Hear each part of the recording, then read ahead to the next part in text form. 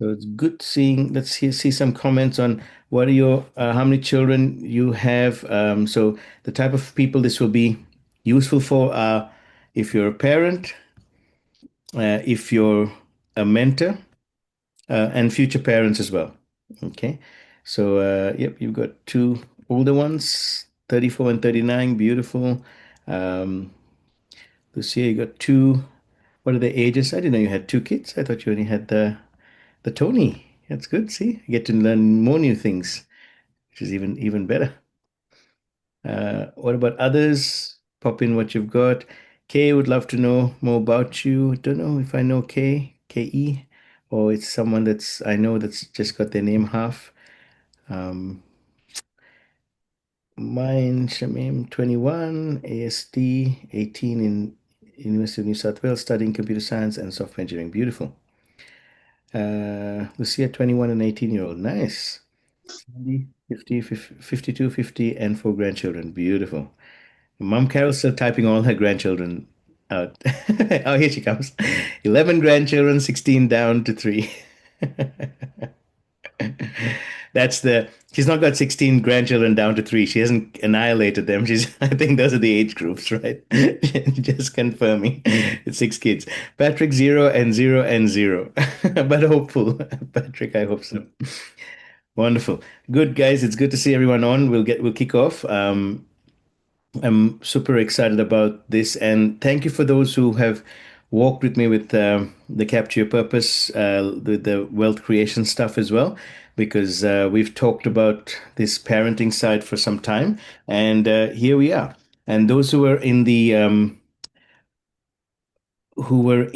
I'm just gonna pin myself. Just give me a second. I'll spotlight myself, and then I'll change it to gallery. So for those who want to still go back to gallery, you can do that.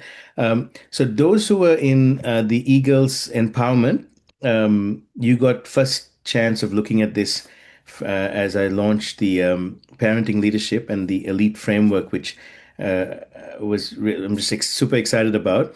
For those who weren't, you get now a chance to hear that and hear this. And I would love to see more guys on. So if you know of a guy who should be on, congratulations to Patrick for being the only guy, as far as I can see, on apart from me.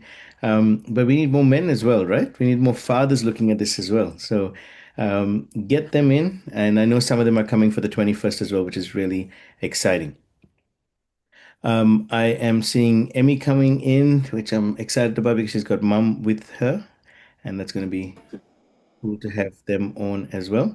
Hello, Emmy, welcome, and hopefully mom Amma is with you. So the reason I wanted for mom to come on was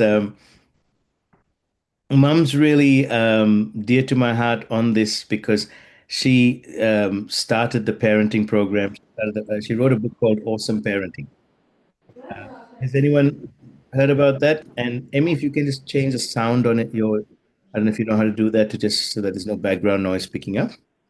So, has anyone read Mom's book or heard about the fact that Mom wrote a book? No, you didn't. Well, there you go. Some of you shaking your head. No. So, Mom wrote a book. How long ago, Mom, was this? About 15 years, 20 years ago? Emmy, just unmute so Mom can. Yeah. Mom, how long Yeah, ago? maybe 15 years ago, from when I was at, uh, where was that? Where were we? Oh, you were in Philippines. Is that when Philippines. Yeah, that's right. mom was there for a year with dad? So that was over 15 years ago. That was in about 20 years ago because I remember that was about 2000 when I came to visit you. Yeah, Five or so. Oh, yeah, about 20 years ago almost. yeah, that's right.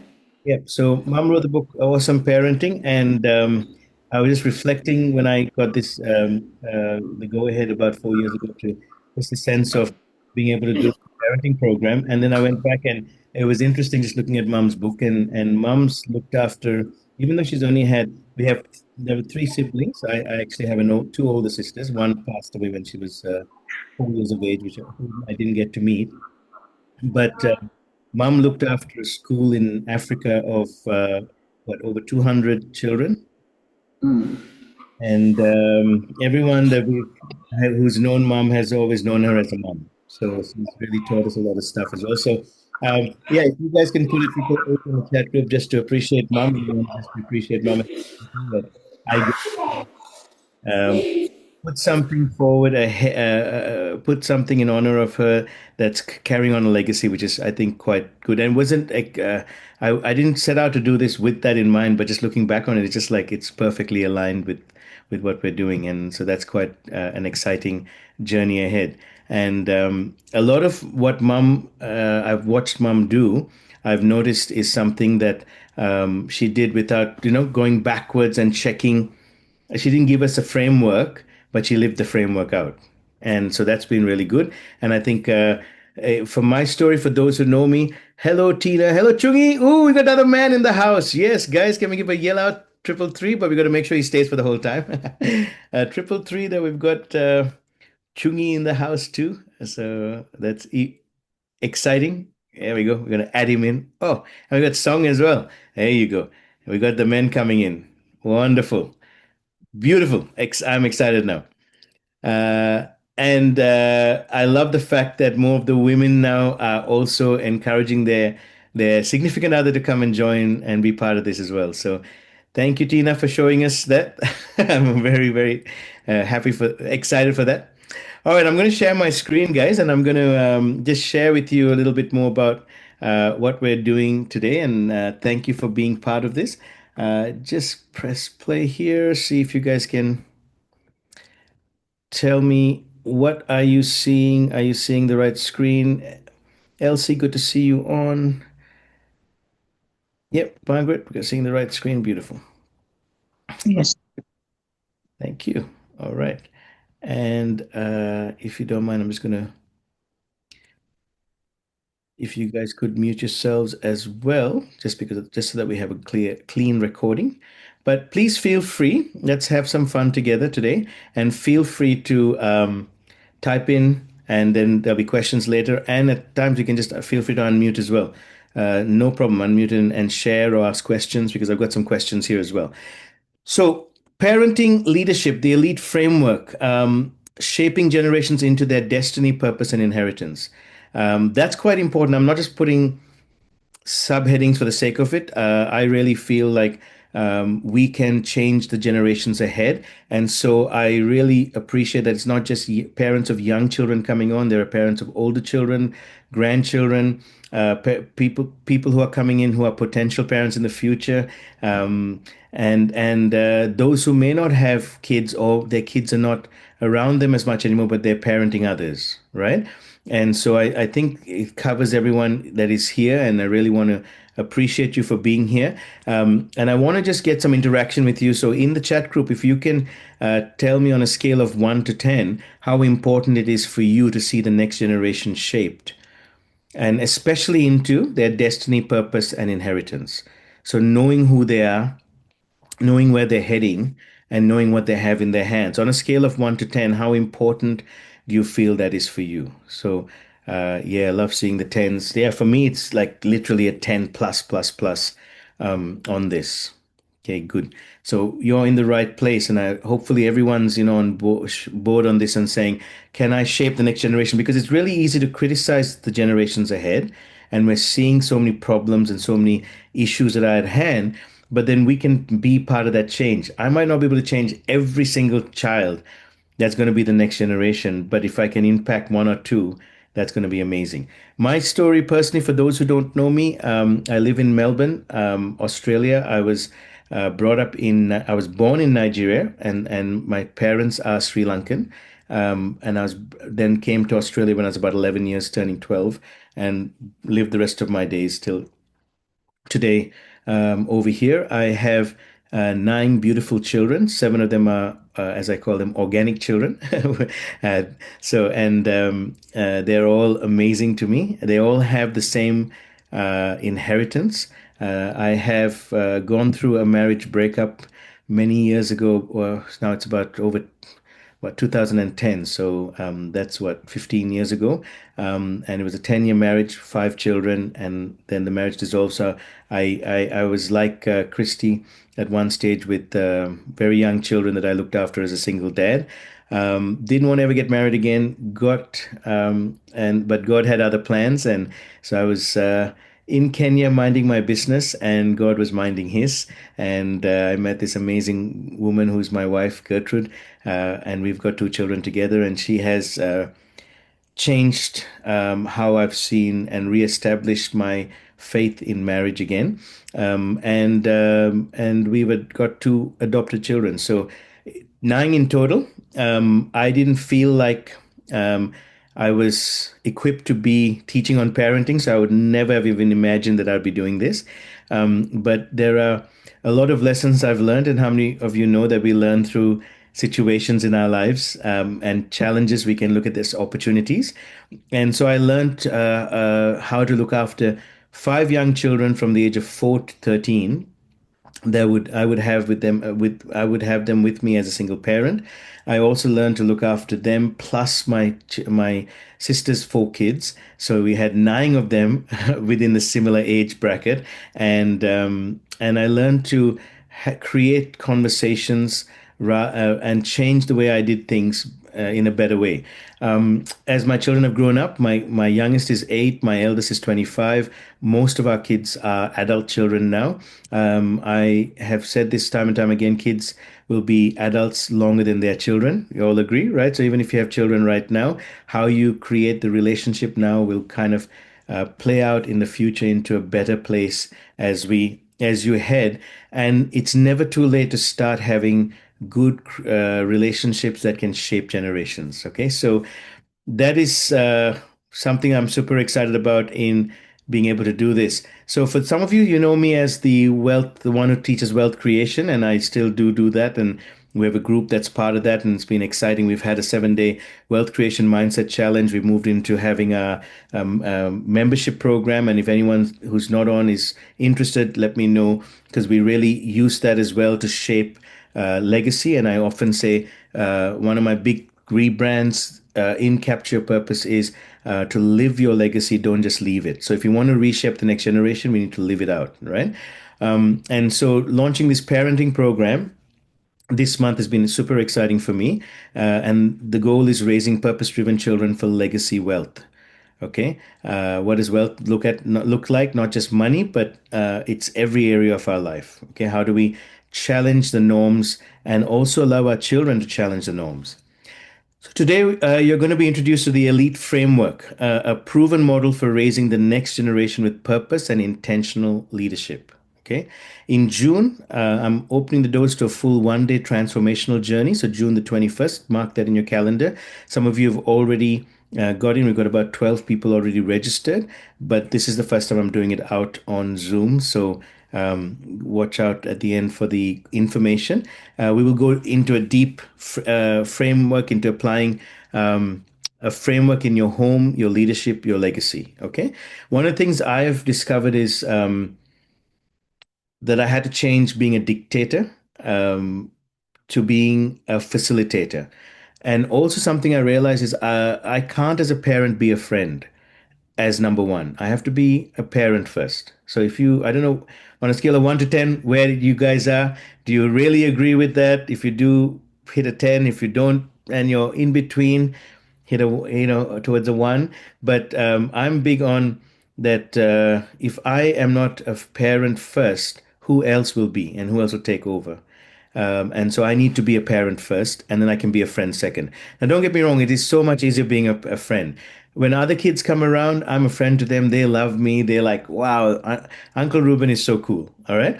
But my children also, I would love to be that to them, but I have to also be a parent, and first and foremost be a parent. Okay.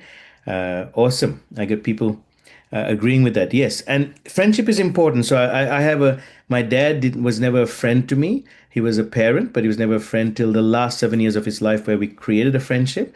We had a 40-year difference in age gap, so kind of like my younger boy Josiah and myself, we've got a 40-year gap. But there is something was important in the fact that he was still a parent. I thought he was very strict, but then as I got to know his vulnerabilities and who he was, I appreciated him so much more. Okay, so we're going to be doing a 1 day on that. So today I want to just, in the time we have, introduce you to this, give you some thoughts and plans. And as I said, this is for current parents, future parents, mentors, educators, leaders. Okay. For current parents of all ages, you're going to have tools to connect with children, lead through values, and empower their future. Okay. And what I say is if you're raising children and want to guide them with purpose in a changing world, this is for you. Okay. Future parents and young adults, like some of you are here, understanding self-awareness, generational leadership, and preparing for future family and or leadership roles. If you want to build a foundation now that sets you and your future family up for success, then this is for you. Okay. And then three, mentors, educators, leaders, be empowered to influence. And some parents I think all parents are going to fall into the number three category as well. Be empowered to influence, role model, and impact others with intention. If you coach, teach, or influence young people, your leadership starts with who you are, not what you say. Okay. And so no one has left the room, so I know that you're all in the right room, right? So, what's the problem we're facing, and why is there a breakdown of parent leadership in today's culture? Would you all agree? Doesn't matter what country we're in. I think we're all here from in Australia, but we do have a breakdown of leadership in today's culture, and I want to define what I have felt the problem is, what I've seen as a problem, and I want you to tell me whether you agree with that. But let's start with this. As a parent, mentor, or influencer, do you feel that you oftentimes operate in survival mode, reacting to issues instead of leading with vision and values? On a scale of 1 to 10, 10 being totally agree with you, 1 being yeah, 5 being yeah, in between, sometimes that happens. Can you pop in the chat group whether you agree, disagree, or in between on this statement that you sometimes operate, oftentimes even operate in survival mode, right? Christy with the 5 kids, absolutely. I know, I was like that, right? Reacting to issues instead of leading with vision and values. Gosh, I remember a time when my kids would come and being single parent in a broken family, dysfunctional, when they kept swapping between parents, I would say I had to reset them for one day before I got them for the second day before they went back again. And I remember times when they would come in and the first thing they would be is just starting to tell me how I need to have a better home or how I need to do this or I need to do that. And they were young kids who were just influenced, and I had to set vision and value on them. And the first one of the things I had to say was to them was I quoted the scripture from the Bible, Romans 8:1, that said, I there is no condemnation and I am not condemned. And I would try and reset them to say, hey, if you have a concern, let's have a chat about it, rather than you just coming in pulling me down, because that's how I felt, right? And it was a really interesting journey that I had to take in bringing vision and values in the leadership side of things. But today, my kids, we have a good and a great growing relationship, even when tough things happen. Number two, do you feel your children are growing up without clear direction, purpose, or understanding of identity? So I want you to put a yes, no, or IDK, I don't know, on this one. Do you feel your children are growing up without clear direction, purpose, or understanding of identity? Yeah, yeah. Well, and this could be not just your own children. This could be the children you see around as well. What are you sensing? And I'm sensing that recently we had a car stolen from outside our house just a week and a half ago, and it was young kids, and we could be upset with them, or we can realize, gosh, they don't have clear direction. There is no purpose. There is no parenting, right? They don't have proper parenting, and so they're making decisions and choices in survival mode, if you like. Number three, is social media, school systems, and peer culture shaping children's beliefs more than parents are? What do you guys think? Yes, no, IDK. Pop in the chat group, and I want you to be. Let's be honest, not just with our children, but children. Yeah, that's a big yes. I 100% agree. This is a huge yes. Okay. Yeah, home is first school. I love that.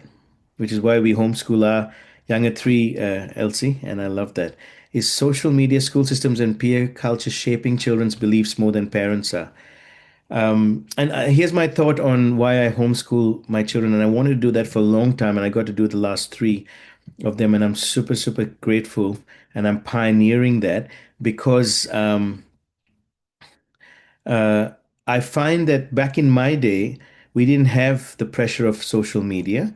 and we didn't have the pressure of mentors above our parents and just the circle of friends around us. And so we would listen to our parents, right? How many of you would agree with the older generation? You just listen to your parents, you listen to your teachers. But now with social media, with the culture that we've suddenly opened up to on YouTube and on Facebook and Instagram and the like, you have a lot more influences over your children. So if they don't like what you say, and unfortunately, the school systems also say that they have rights, and one of the rights is not to listen to you. You now have more others influencing your kids. And I was thinking, hey, I going to get to see my kids 8 hours of the day times five if I send them to school, and then I'm going to blame the teachers when I don't like the certain values that I should take responsibility for. So again, just a thought. I'm not saying everyone should do it, but I'm a big advocate for homeschooling and spending more quality time with our children. Number four, do you feel disempowered or unsure how to influence your children with conviction and grace? And that can be even for older children. Like there are times with my adult children that I have felt this way. So on a scale of 1 to 10, one being no, I don't feel this way, 10 being I totally agree with you. Pop a one between a 1 to 10 a number in there. Do you feel disempowered or unsure how to influence your children with conviction and grace? And what that means is sometimes, I'm just really super upset with something my kid's done, and an adult kid, like just even a couple of weeks ago, had this one of my adult children have a conversation with me, and the conversation they had was, "Oh, I thought you already knew." I'm like, "Okay, but we didn't have a conversation." "Oh, yeah, but and it was like this. It was their right and their privilege to have whatever we were talking about. And I was just like, "Would you come and have a conversation? And would there be a gratefulness around what you're getting?"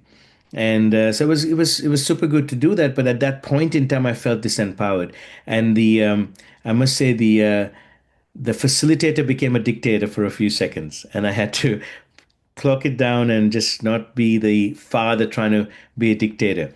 But yeah, I don't know if others feel like that. I've got two who've answered. What about others? Do you feel disempowered or unsure how to influence your children with conviction and grace? And conviction and grace means that we're not dictating all the time. We're kind of putting values into them. We're being gracious to them, even if they've forgotten who they are sometimes, or how they should treat their family, or they should treat their parents. And how do we do it without making them feel guilt in what they do? Number five, a disconnect as a family. Do you feel like sometimes you're disconnected as a family, living separate lives under the same roof? Okay. What would you feel like on that? Beautiful. So a disconnect as a family, not disempowered. They're listening more and now as adults. I love that. That's awesome. So, how are people feeling for question five? That sometimes you might feel like as a family, you may be disconnected. You're living separate lives under the same roof. Okay. Again, that some of these things are personal questions you may not feel like answering. It's all good, but would you answer it internally? And we're going to have some solutions to this. I don't want to keep you depressed for too long. Has the busyness of life, technology, and/or unhealed trauma created emotional distance between you and your children?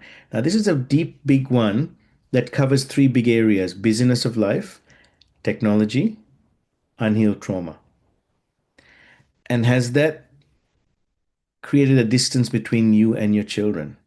And I could say I saw that happening with a couple of my older children, true, because they came from the first marriage, and that feeling of separation, that feeling of going through an identity of, do I have a father? Is he interested in me since he's got another marriage, another family? And just having that time to connect with them. I felt it even with my kids growing up at home. Sometimes when they're so present, we don't spend time with them because they're just around all the time. And so just being able to have conversations. Today, having conversation with my 18-year-old was just really good because he's making some decisions and choices, and rather than telling him what to do, being able to have conversations. And part of what we've done is taken the technology down on him. Even though he's 18, we've created for the last 3-4 years a reduction in technology, and all of us are doing that in the home, and we're just being more sensitive and aware of how technology can create emotional distance. Okay, so I'm not sure how you guys are feeling, but yeah, it's a couple of you answering, and that's, if this is another problem that may be being faced, which is causing breakdown in parent leadership. Okay, remember, parents need to lead. And we have been disempowered by the government, unfortunately, as well. Oftentimes by the media, oftentimes by social media. And so, but we can now take back our influence of spending time with our children, influencing them as they grow without the need to be dictators. And that's a big thing. So this framework I'm introducing you to today is going to help you with that. And this can help for those who are leaders as well, whether in organizations like church organizations, nonprofit organizations, including even in your offices. If you're a manager, you can use some of this stuff to really help you. Number 8, do you desire to teach leadership, emotional intelligence, and generational thinking legacy to your children but lack the resources? Now, that's a very specific question, and I don't know if you've thought of that, but I would love a yes, no, or I don't know answer. Do you desire to teach leadership, emotional intelligence, and generational thinking legacy to your children, but lack the resources?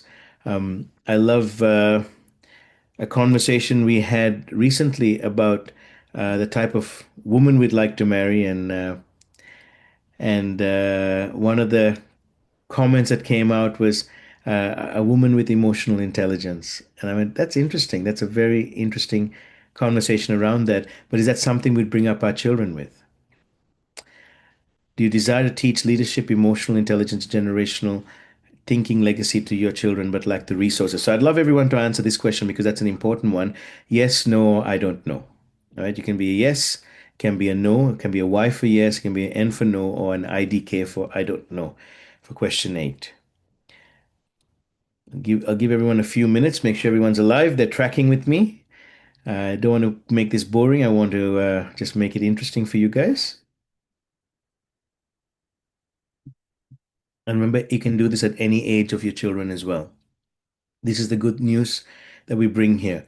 I remember having conversation with someone who, and I believe this myself, that was taught that the first 7 years of a child is very important in shaping their whole life. And so I felt really bad that a couple of my children were younger than 7 when I went through my divorce, and I felt like I just let them down.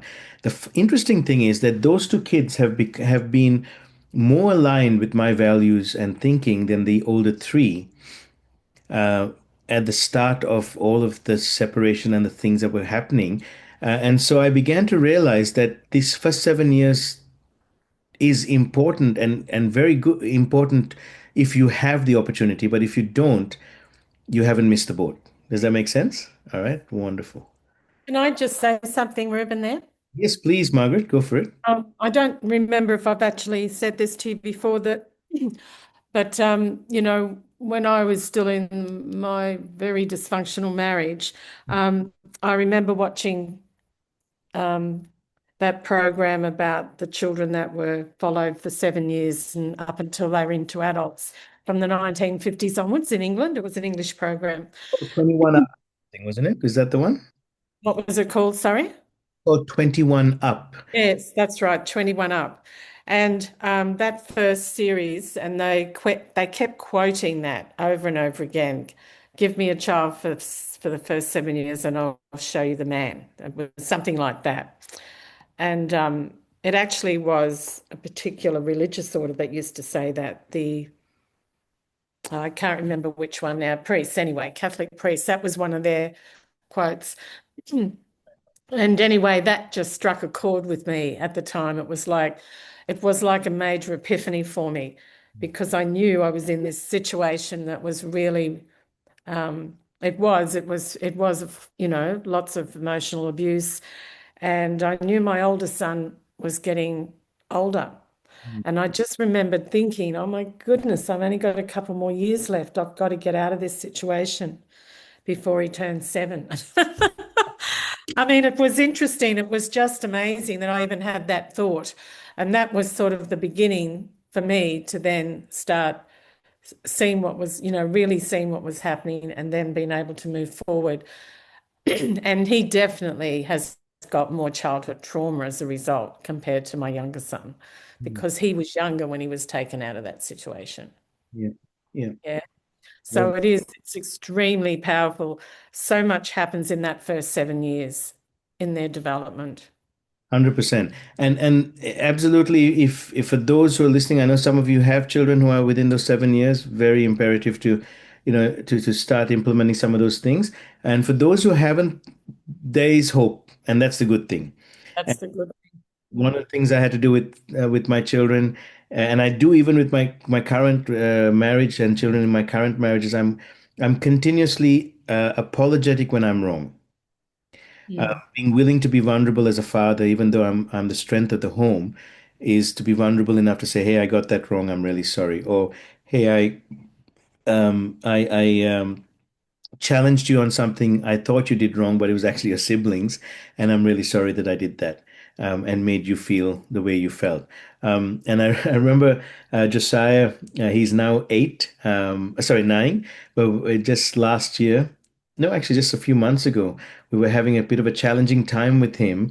And he turned to me at one point because he kept on doing stuff and getting himself into trouble, but then he would say he didn't do it. And one day he turned to me and said, "Do you not believe me anymore? And do you not trust me? And do you feel like I'm lying?"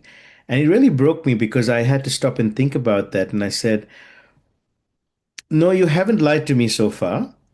And no, I'm sorry, I did feel like you were saying something that was not true, but you're right. I need to start trusting you." And so that was an important conversation that I had with him, and it actually restored some trust between us. In that, I had to explain to him why I need to discipline him on certain things, not punish, because there's a difference between punishing and disciplining. So yeah, interesting conversations.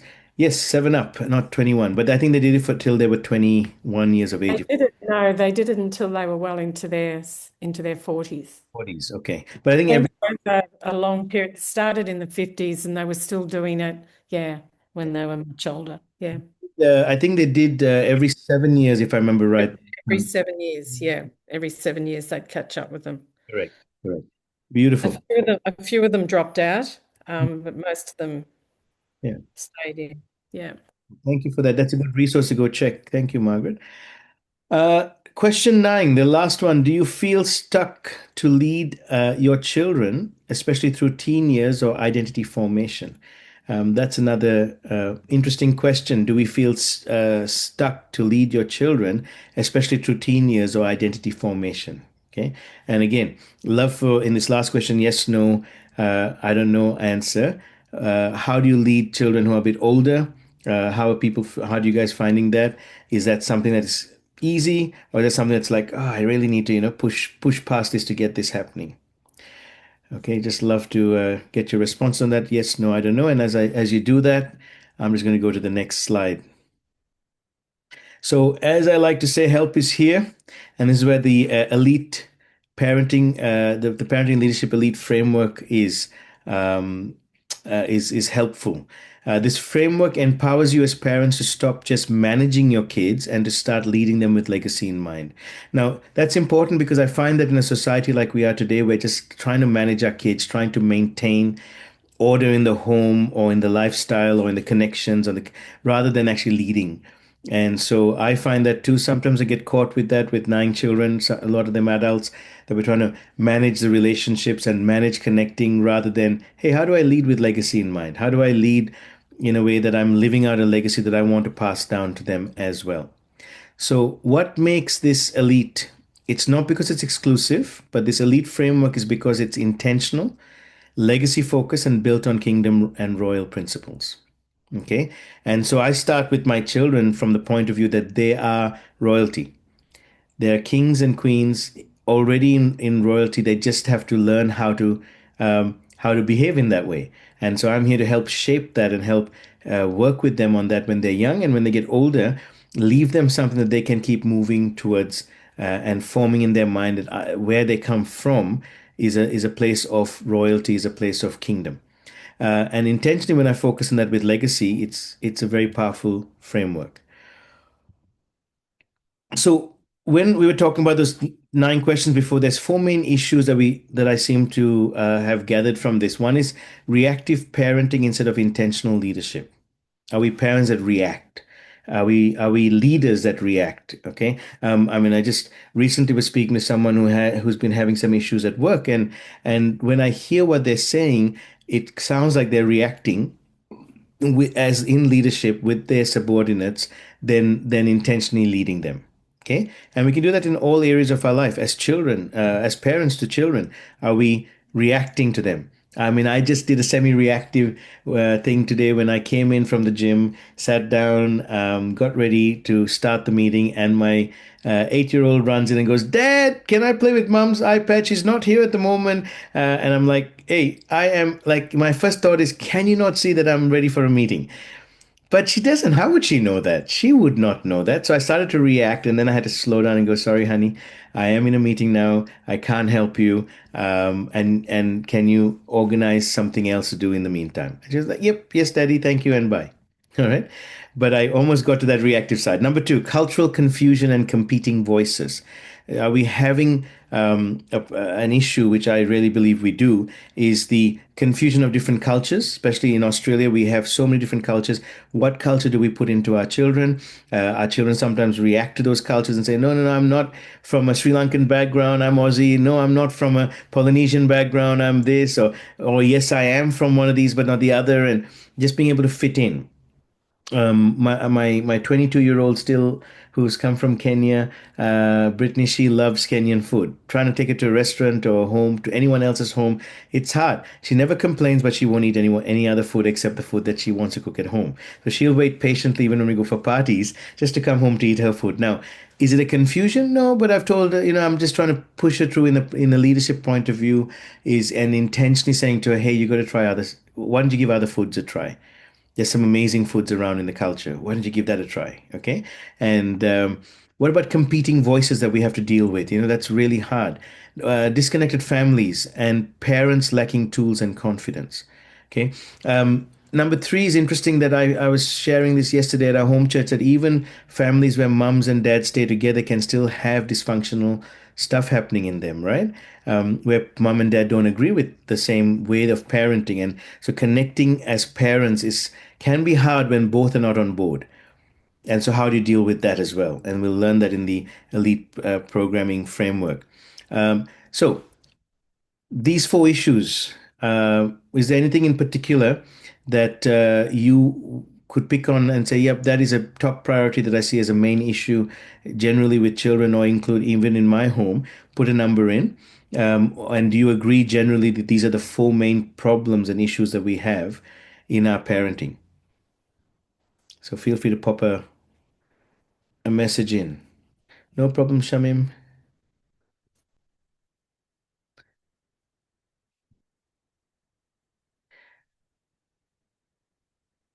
Yep, thank you. So Elsie's saying one. Yep, reactive. I think that's for a lot of us, if not all of us. I think we've all been reactive at some point, right? And so these connection points are how do we, and the biggest thing is lacking tools and confidence. I think we've been stripped of our confidence in the recent years, right? Would you all agree? I mean, as parents, we've been stripped of feeling like we can even intentionally, uh, how do we, what's the word? I wouldn't say punish, but how do we responsibly discipline our children? How do we responsibly do stuff where we feel like we're going to get in trouble every time we even just raise our voice? Okay. So tools parents need to support the shift. Though mindset is the foundation, tools help you take action and see results. So here are some of the tools we're going to go through, and I'll introduce a little bit, but most of it will be on the 21st. We'll go into a deeper dive.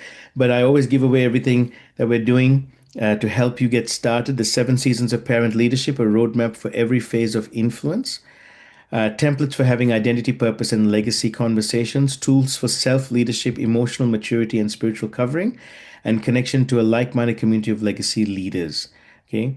I believe these all will help in the ability to support and shift us from being parents that feel like we don't know what else to do into a place of saying, "I have a toolbox that can help me." And I guarantee you guys, that if you put these in place, such a big difference it will take, you'll shift into with your families.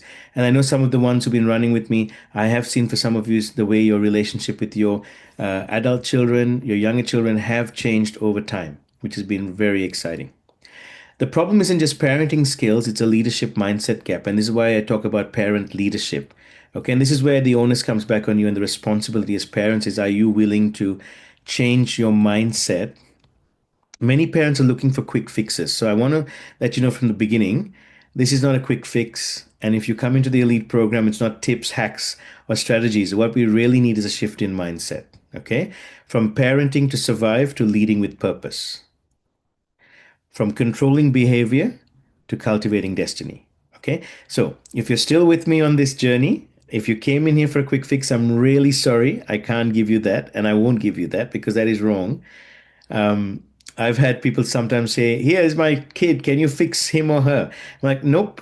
I can walk with them, but then I'll be the parent and not you." And so I need to empower you to take responsibility to help you as a parent. How many of you are still good to for me to continue through the rest of these slides based on the fact that I'm going to be working with you, not your children? Okay, I'm going to be working with the way that you see how your mindset framework works. If you are, put a yes in the chat group. We keep going. All right, or put a 999.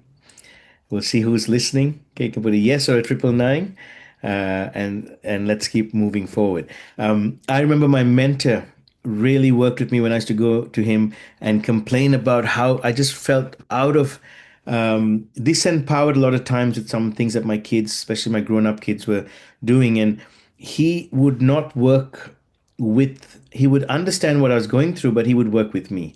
And he started talking to me about how am I going to, what are my value systems? How am I going to move into stuff? All right. Thank you guys for the yes or the 999. We keep moving forward because we want you to stop surviving. I know a lot of the parents are surviving, and some of you are controllers because that's the only way you can get things done. We want to move you to that purpose, leading with a vision, which is very exciting, and cultivating destiny, and you living from a place of destiny as well.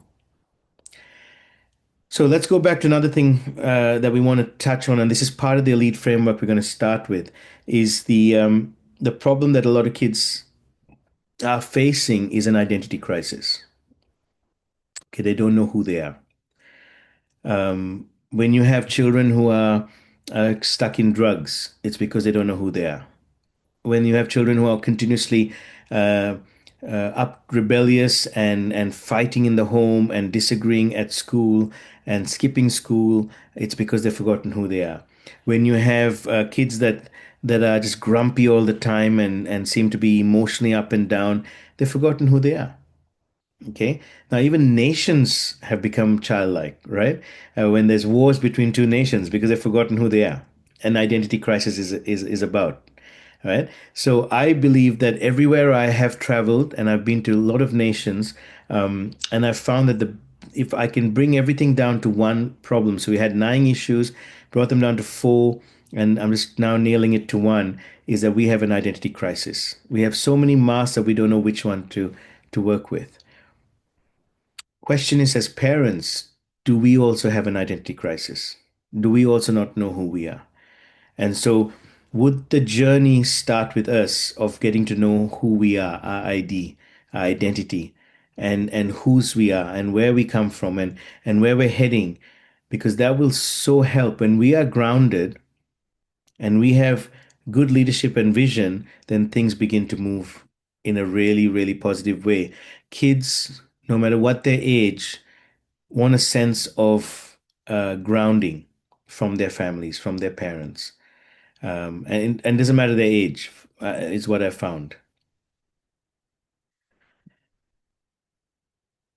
So let's start on a few things here. The elite framework is not a formula, but a shift in thinking. Parent leadership, the elite framework is not just for parents, it's for anyone ready to shape generations, whether that's your own children, future children, or those you mentor, teach, or lead. And so I want you to maybe, if you've got a notepad or you're writing some notes down, is to just look at and think about, I'm shaping generations, not just one generation, but I'm intentionally, as a parent leader, I'm actually shaping generations. And so if I look at the way children are today, it's because of the generations above us that have not shaped and almost allowed us to do whatever we want. And we've kind of swung the pendulum from a very controlling society to a very anything goes society. And how do we bring it back to an intentional parenting? Because control is not good, but letting people have no boundaries isn't good either, right? Because there's no value system. And how do you come back to how do you bring it back to in my opinion, a place where we lead with values, we lead with intention, we lead with living the legacy, not just leaving one, and there's a shaping of generations. Okay, so that's one of the questions I'm going to tackle more of, but something for you to think about as we go through this elite program. I'm going to give you a little bit of a taster here that will certainly help you.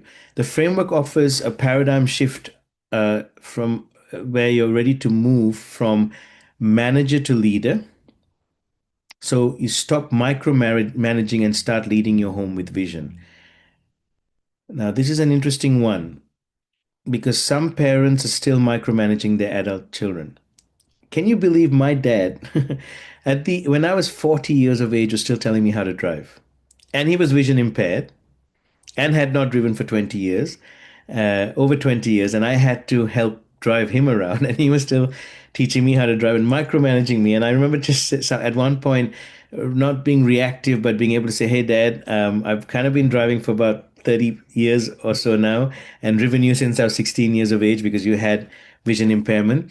I think I know how to drive. All right." But, it was just a funny thing because I catch myself sometimes as well, micromanaging my kids rather than just giving them a task and trusting them to get it done, right? And leading the home with something that's bigger, which is vision. And that's for men and women alike. Moving from manager to leader, mentors and teachers. What if your influence doesn't require authority, just intentionality? And for future parents, learn now so your future family starts with legacy in mind. How do I lead rather than manage? Okay, if that makes sense. And some of you have heard of me using the 4D process, which is an amazing tool. Okay, how many of you have heard of the 4D process? If you have, put a yes. If you haven't, put a no. It's an amazing tool that you can teach anyone. And I use it for my kids. I use it for our church organizations. I use it for in corporate world. I use it in so many different places. Just learning to teach others how to do something and empowering them in such a way that they can do it in a 4D process and teach others as well. So if you've heard it, pop a yes in. If you haven't heard of the 4D process, then you'll be loving the framework because I'll be covering that as well. Okay, so from manager to leader, that's an important step. Second, going from control to influence. Leadership today is about trust and modeling, not just commands or rules. Okay. And third, from reaction to intention. We've talked about not reacting, but being responsive, or let's say intentional. Stop being pulled by chaos. Start creating an atmosphere of purpose, values, and identity. And these two are quite important because it's about creating an atmosphere in your home and in your relationships. And what I've often shared is be the thermometer, be the thermostat, sorry, not the thermometer. The thermometer takes the temperature in the room. And I don't know how many of you have changed your behavior based on your children. Okay, are having an amazing day, and the children start to play up, whatever age group they are, and your attitude changes. Has that happened to anyone? It happens to me quite often until I made a stop to that and said, I want to be the thermostat, not the thermometer. I want to be the one that sets the temperature. But if I come into a place and the temperature is wild and awesome, then I'm going to come in and say, hey, guys, you've done a great job. You've set the temperature to the expectations we have, right? But yeah, some of you are answering that. Absolutely. That's something that I will find. But what's helped me is I keep reminding myself that I get to set the temperature, be the thermostat, not the thermometer. And if I take the temperature and it's a little bit cold, then I just go, oh, let me just, And a lot of the time I found with actually two of my kids, one was 14 at the time and one was 18. I felt that they were very disrespectful in some of the things they did. But just being able to have a conversation with them, I realized they didn't know the way they were answering me was disrespectful. They didn't know that the way I would have expected something was different to the way they felt they were respecting me in their conversations with me.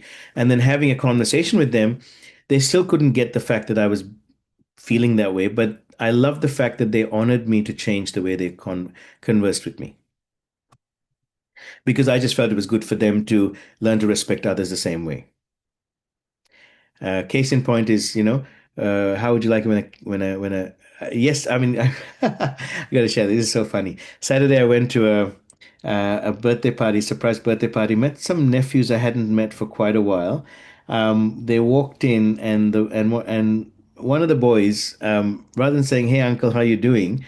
said, "Yo, bro, how's it going?" I'm like, "Wow, really? I have become your bro."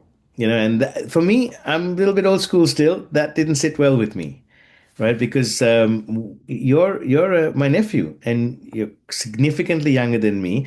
And yes, you've grown up now, and you have your own job, and yes, you are just married. But to call me bro doesn't sound absolutely right. Now, correct me if I'm wrong on the chat group, but that felt a bit funny. Now, what I had to do was learn to react with intention and have a conversation around it. And if I get to see them more often, then I will. But otherwise, I don't have to call them out on it. But it was just internally, I had to stop, not get upset. Some practical tools that support the shift. Remember, it's a mindset shift, okay? And we've talked about this, the templates and all. Let me go to the next slide. So I want to give you this, and I want this is the cream on everything. This is the seven seasons of parent leadership. This is going to be very helpful to you, and this is the roadmap that we will delve into more in the one-day workshop. First is the nurture, builds trust through love, presence, and emotional safety. It's a foundation of connection and belonging. Now, it's great if it happens in the first 7 years, as we were talking about before, but it can happen at any time, guys. And I have seen that happen. My wife Gertrude had Hyacinth in her from her first relationship, and so I got to meet him when he was maybe about 6 years of age, and I connected with him on the nurture basis at the age of 6 or 7, when I got to meet him. My niece that we have, or my wife's niece who we have adopted, because she and Hyacinth grew up together. So Brittany, I only met her when she was in 16 or 17, 15 or 16, sorry, in her teen years, and again connected with her through nurture, building trust from love, presence, and emotional safety. So this can happen anytime. Okay. Number two is training. It teaches values, discipline, and structure through guidance, helps to shape habits, boundaries, and moral grounding. So, how would you train up your children, whether they're young or adult children, those you're mentoring? How would you do it through a structure and through guidance? How would you do it through discipline that they don't even realize is discipline? And part of that is just casting vision and seeing what they want to get, how they want to be helped. What training does is it shapes habits. I love the fact that one of my twins, who was, we would have considered maybe a lazy hermit, loved to be indoors, didn't want to go anywhere, hates new stuff, but when she goes to places she doesn't want to come back once she's tasted something good.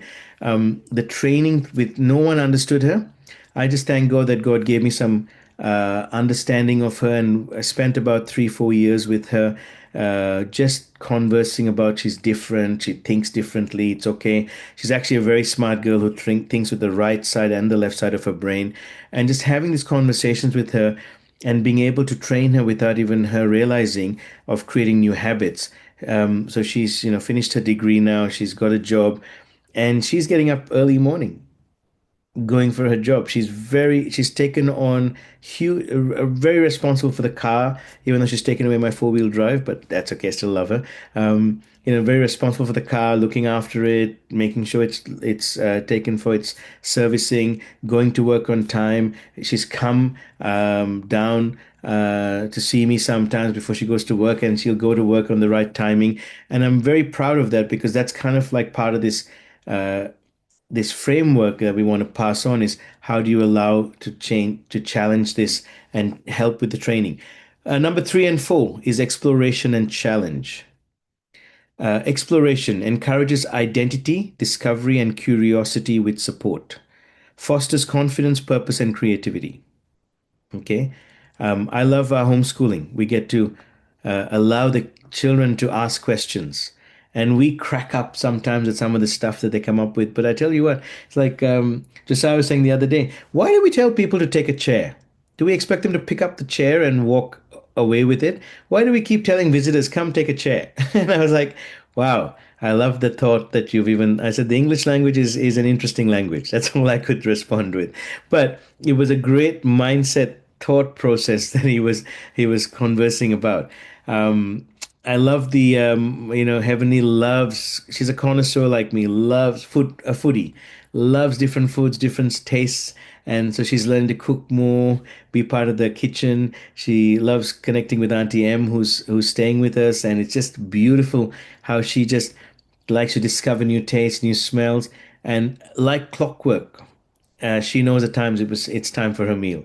Right, Sandy? I'm sure when she came over there, she would remind you as soon as it turned to 1, she'll go, I'm hungry. Right? But it was amazing. But that exploration and encouragement, we can either say, oh, that's not a good thing. Or on the other hand, I could say, hey, that's really a talent and ability. Let's explore that more. Number 4 is challenge. Develops resilience and responsibility through real life tests. Equips children to navigate pressure and make wise choices. Now, I don't know if you're a parent like this, but oftentimes as parents, we try to keep our children away from problems, right? What would it look like if we actually let them go through some of those life tests and help them make wise choices through it? Okay, would that equip them and empower them better?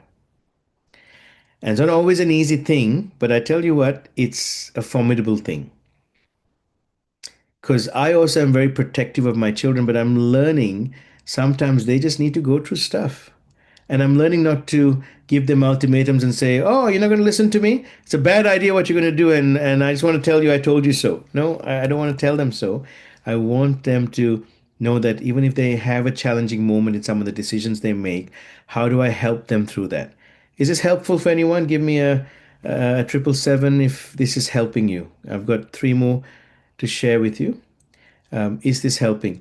Sandy, is this helping? Because I know you said, I don't have children that I'm influencing right now, but I know you influence a lot of us and a lot of people. How is this helping? It's good, thank you. Good. Have you repented? Can you see you do some of this stuff and there's some amazing things you can teach others as well?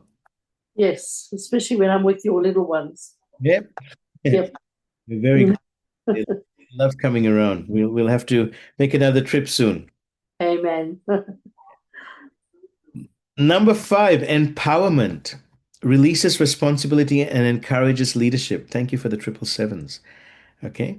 Transitions from control to trust and influence. So you can see if I was a big control freak. So for me to share this with you guys is to say that I tested this out on my children, unfortunately. But my first 3 children, I was a control freak with them. The poor things, would get yelled at very, very often, pretty much every day, to the rest of them, just conversing with them. And I found that the amazing response kids bring to you when they know you can trust them and you just give them responsibility, you encourage them to be leaders, you encourage them to take ownership. It's a beautiful place. Just to be able to say, I trust you in this, or can I trust you in this, or you're not old enough right now and trustworthy, but soon, if you'd like this, I'll help you, I'll teach you, right?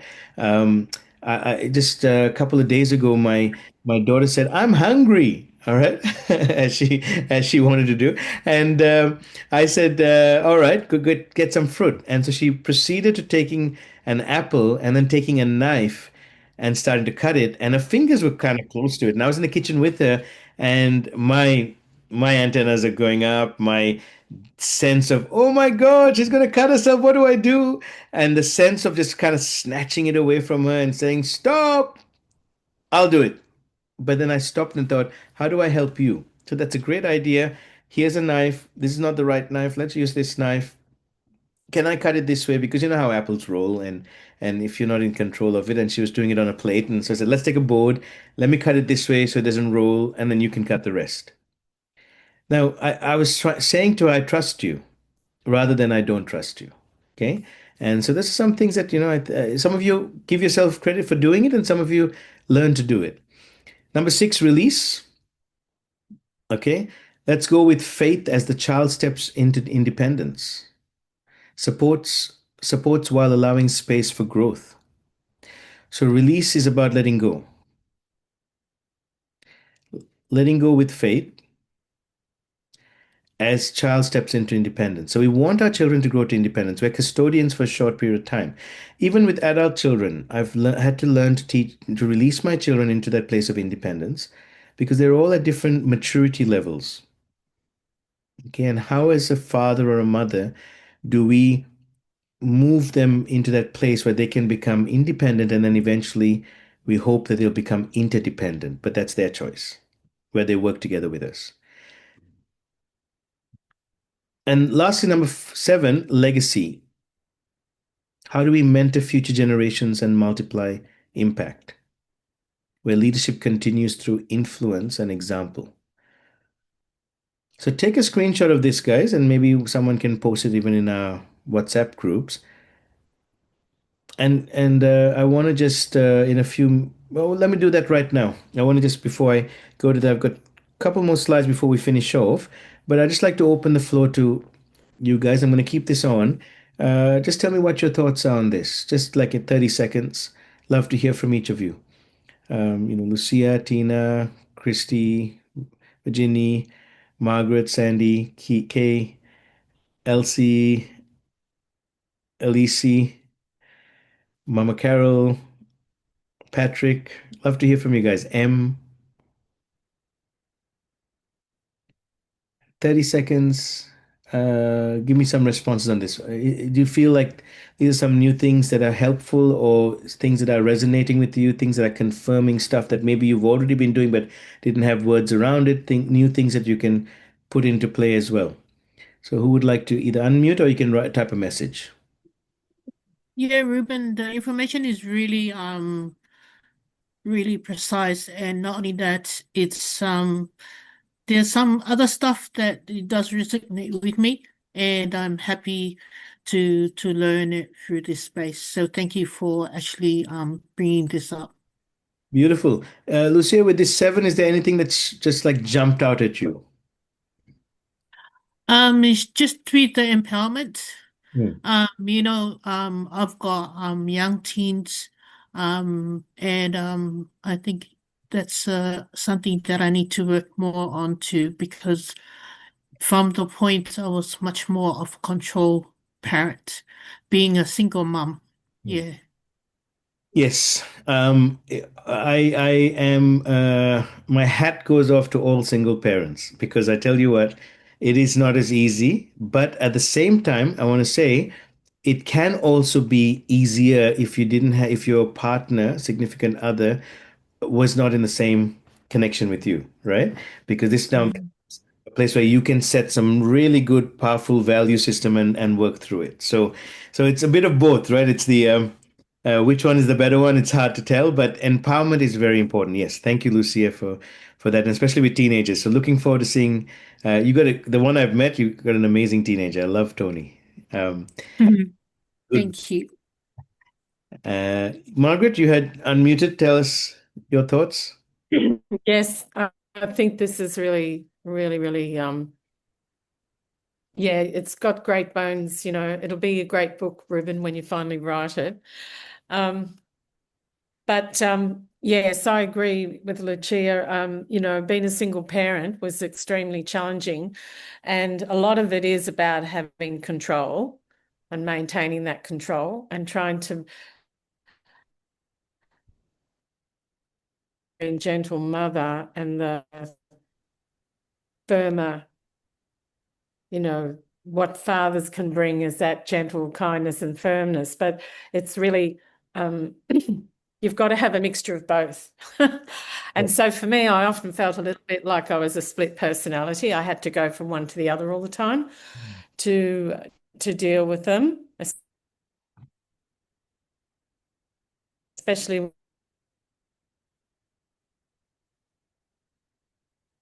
when it was two boys. Depend on good things with them. I know there was a lot of trauma for them with their father and living so far away from him, and there was a lot going on there. He was a very controlling and manipulative personality, which made it very difficult for them, and it took them a long time to learn to understand what he was about and how negative his influence was in a lot of ways.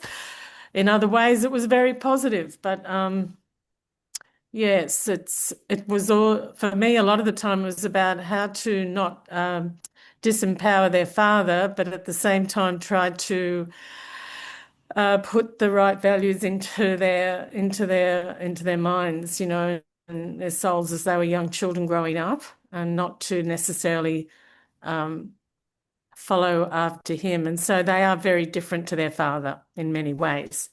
So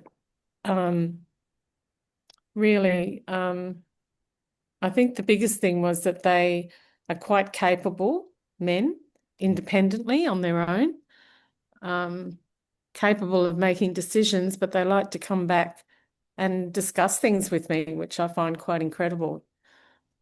It's very refreshing, actually, to be in this space, with them. Created a really good parent-friend relationship, and I think, and I've seen that with you over the years. You've moved away from almost that control that was, no, you have to do it this way, to I'm just trusting you. You're a grown up. You're an adult. Totally Yeah. releasing them, and then they just come back. So it's Yeah. like number six, and now you're moving into number seven. In kind of that journey with the boys, which is going to be exciting for them. And the fact that they come back and honor you and talk through it is Yeah. so well done. And as much and all as my memories at times, I feel, it was tough. They don't necessarily always see those memories as badly as I do. So I think sometimes I was probably harder on myself than I needed to be. Um, I think a lot of times as parents we are. yeah, exactly. Beautiful. Mm. Thank you for sharing. What about others? Anyone else? Just 30 seconds, share some stuff, or you can pop it on the chat group. How is these 7 seasons of parent leadership? Because this is a very powerful framework that I will work more in and deep dive into for those who are coming on the 21st of June, because you're going to get some amazing tools around this and a lot more stuff. Who else would like to comment? Love to hear from the parents.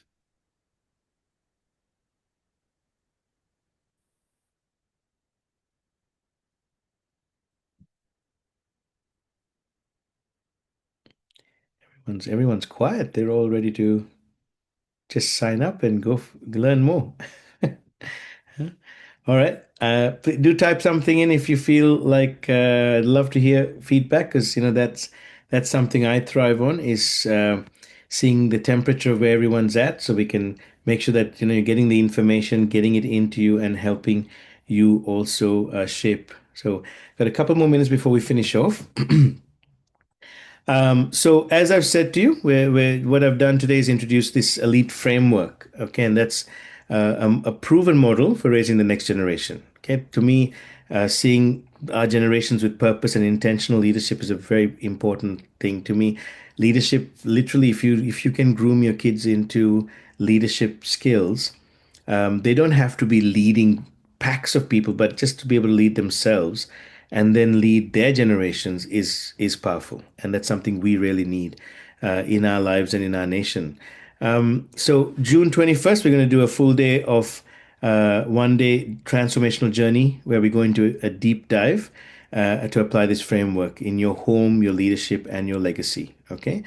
So just want to let you know I'm doing a soft launch around this. I did this at the Eagles Empowerment as well.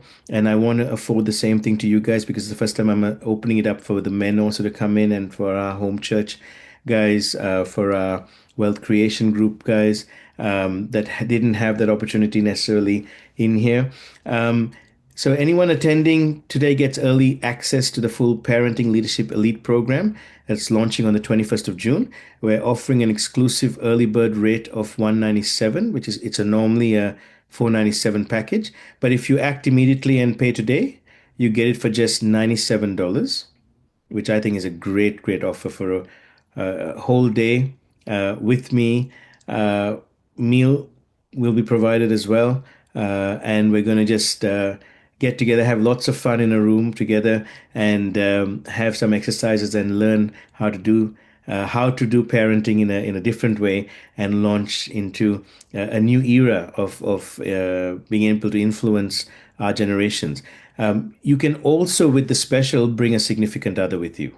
So I really encourage if you have, if women, you have your husbands, or men, you have your wives, or significant partner. It can be with nowadays, like let me not just keep it at husbands or wives, but whoever your significant other who's co-parenting with you, welcome to join as well. Okay, I know some of you have already jumped in. We've already got 12 who have registered, actually 14 today who have registered, and I'd love to for anyone else to register. If you are, just do the pay ID, contact me on WhatsApp, or if you don't have my number, grab a hold of someone who's invited you here who dares, or send me an email, 0400 I'm just popping the chat group. That's my number, or you can see it there on the pay ID as well.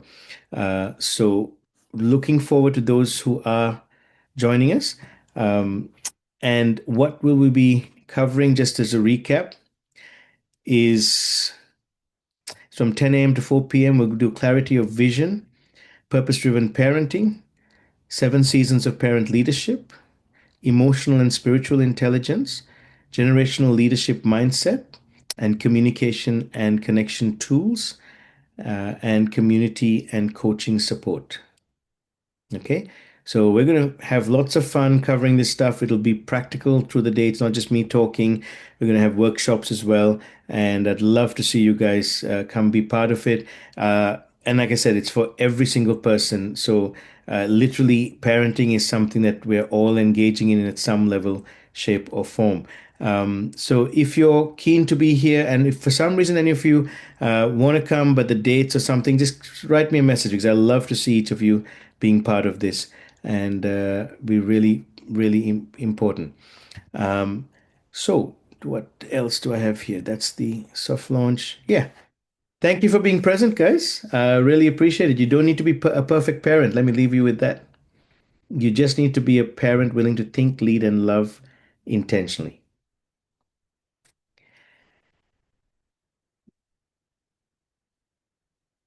Beautiful. So, any questions, comments, any thoughts before we finish for the session? I think we're all here from Australia, so I'll say before we finish for the night. And thank you all for being here. Thank you, Mom Carol. I love that message. Can we have more than one day to think about this? Look, no problem. I for you guys, just do it by Wednesday, By Wednesday. and say I'm just thinking of Alex and Katie, they're going away in June, but I'm not sure when. okay. And I think they would be very interested in something like this. They're doing everything else to prepare for children. Yeah, please pass it And to. this would just be another thing. I think they might be, but Well, if they want to, the video will I be. don't think they want to pay I don't think they want to pay $500 for, close.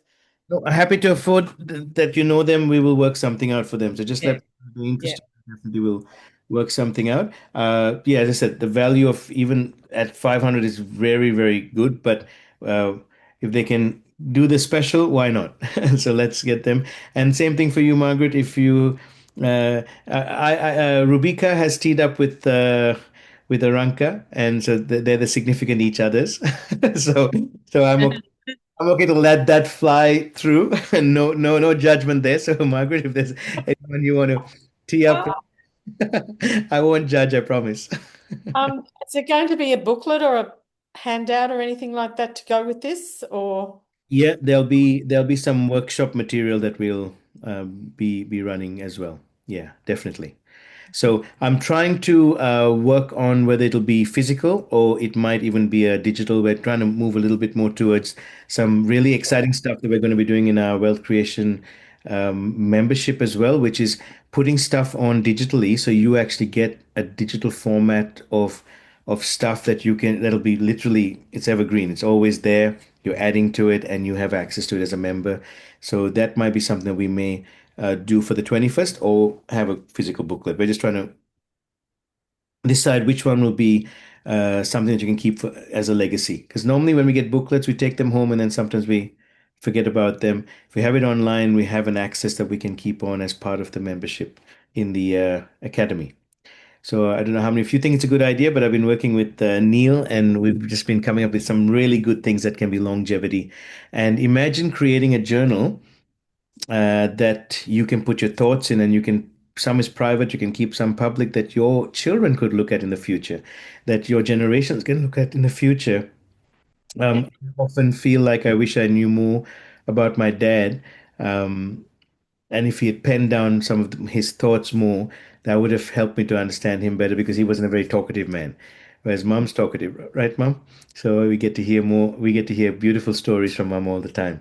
Um, but yeah, so this can be another way of capturing stuff. But great question on that. Any other thoughts, comments, questions? Patrick, I'd love to hear from you as a single man who is not yet got children. M as well. M's laughing there. Love to get M's thoughts as well. Like you two, well done for turning up. And I know with Tina, she had her cousin turn up as well. Patrick, what do you think about what you heard today? Patrick's probably going to sleep. I'm in bed. I was almost right. Yeah. It is great. The content and everything. So I love the especially when you say being a facilitator instead of a dictator. So I think that's kind of a highlight for me. Hmm. Uh, yeah, I don't know. Probably I was gonna be the greatest dictator who knows. For now, yeah, I'm like, okay, I need to kind of have a different mindset. Uh, Yeah. Probably both could work, at least. Yeah, like in the middle, be in the middle. Well, thank you for sharing that. I remember exactly where I was when my dad passed away. We were in our old house. I was coming out of the room and I was under the lemon tree and I was struggling about being the head of the home and taking over. And I remember talking to my mentor on the phone, Bruce, some of you know him, and I was just yapping on about how it's a bit hard and no one in the house is listening, and because I was being a dictator. And he just said, "Oh my God, you're such a dictator." I'm like, "What?" I said, "I'm not a dictator." And he goes, "There, you're flexing up, your frequency is going higher. Absolutely, you're a dictator." I'm like, "No, what are you talking about, bro? You're going to be on my side." And then I put the phone down, and I processed through that, and I asked the question: Is God a dictator, as my heavenly Father, or a facilitator? And I would have thought automatically he was a dictator, but my response from my spirit was, he's a facilitator. He doesn't dictate. He doesn't force us to do anything. He facilitates conversation and empowers us to make decisions in the DNA that he's given us. And that's like the moment that happened, I went, wow. Uh, if my heavenly Father does that, then I need to do the same. So, Patrick, I love that you've said that and that stood out for you. And I don't know if there's a middle ground, bro. I think the ground is facilitated, but you can still have boundaries. So it's not like anything goes. Like God doesn't say, "Oh, anything goes with me. I'm okay with that." No, it's like, no, I'm facilitating for you, but I have my values, I have my boundaries, I have my how I work in certain things, and so I think that has been a big help for me. But thank Yeah, you for but sometimes going being a dictator is fun. not fun. It's just that I believe it's kind of an excuse, like, okay, you want to see your kids do well, end up, let's say, achieving more than you, stuff like that. So you will now impose Mm, your way of thinking. Okay, wake up at 6 a.m., mm. 7 a.m., go to bed, from something like that. Yeah. Don't do that, don't do this. Like, come back at, or like, study more, do this and do stuff like that. That's what I say. Like, there's definitely another way. If another way works, yeah, you can try that. Mm. I hope you're coming for the 2 days. For the day, sorry, for the 21st, because I think you're gonna love this, bro. And I love the fact that I could help shape you, and I hope M's coming as well, as parents to be, in the future. Because I love this conversation you've started. Because yes, some of the stuff you've said is dictatorship, others are just boundaries and disciplinary boundaries for certain that's good for a certain age group. And I think being able to know that is important. And I think one of the things that I that is important that I realize is I'll be covering is not saying I am head of the home or I am the father or I am the mother, you have to listen, like just trying to not have to say that all the time to flex muscle, because at the end of the day actually the kids don't take kindly to that anymore. And so they create in their brain starts to be wired in a way that's not good. But yeah, I love what you said. Thank you, bro. You're a deep thinker, and you have some amazing things. Um, you're going to be an amazing dad. Emmy, what about you, my dear? Yeah, thank you, Ruben. Hi, family. Well, for me, what I've taken through is to the foundation of our identity and the purpose of teaching our children first is identity, and also showing, like what I've seen and observed is the experience through nurturing. We always got to listen to how they feel before we respond or react to why are they doing these things. But it's just a learning experience for me is just to listen to what they're saying, what they're feeling, and whether if it's true or not, or if they say, "Don't you believe me?" It's just like, okay, I support you, but here are the guidance, and also like what Patrick said is learning how to facilitate and not dictate the behavior, but learn that and remember and show them the growth in their identity and their purpose. Yeah, so that's what I've gotten through this whole.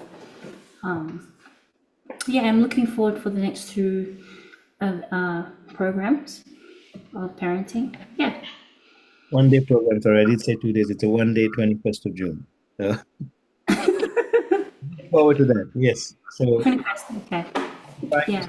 significant other and see you get to parent this one too. Thank you. Yeah. The Patrick, a dictator. bless you. Uh, anyone else want to comment before we finish it? The time has come to an end. Mom, what do you think? Did I do it justice? Yeah, very well. Thank you. Yeah, yeah, I get a hug when I come down sure. with a stick. Mom's gorgeous. Don't encourage her, Patrick. Wonderful. Guys, thank you so much. Elsie, I don't know if you wanted to comment before we finish off, or Aniko or Virginie. Most welcome to hear from you. We'd love to hear from you. Ginny, thank you. Hope it's helped. And I know you have some great leadership skills in you, so I know that this is going to be a great framework to help you as well. Sandy, maybe you can come down, have a day with us. We'd love that. And Nico, oh, I think that wasn't for us. Okay. Sandy, you're muted. Yeah, well, we have to wait and see on that one. I've got some car mending to do before I can do anything. We can come pick you up. You can be Margaret's significant other. That was on my mind. I saw the smiles. You can be there. We I was going to send her a message. We usually talk afterwards and then wonder why we're not in bed by midnight. You too.